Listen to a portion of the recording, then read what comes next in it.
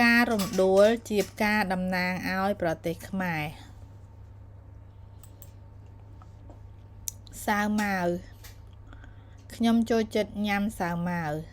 តែមិនញ៉ាំច្រើនទេខ្លាចក្តៅខ្លួនរសៀលពេលរសៀលគាត់ចូលចិត្តអង្គុយក្បែរមាត់ទឹកមើលថ្ងៃលិចងងឹតខ្ញុំចូលចិត្ត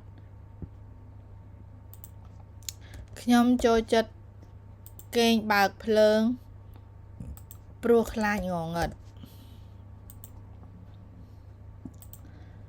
ចំនួនក្រូច1គីឡូមានចំនួន6ផ្លែចំណេញអ្នករកស៊ីពូកែរកលុយចំណេញណាស់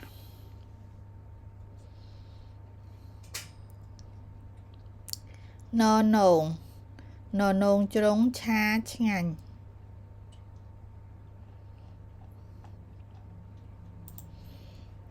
រុងរឿង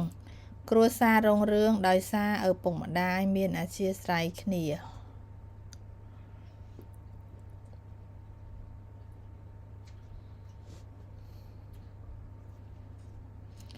ចំណងពេលរៀបការគេចងអំបោះក្រហមជាចំណងសេចក្តីសុខធៀងដូង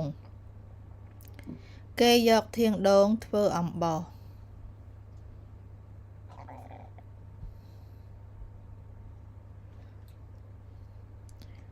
លែកឡក់រឿងចិន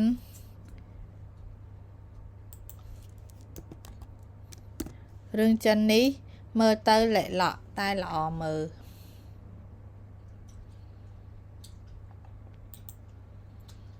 មីងពេញទិញនងពូប៉យទិញភួយមួយ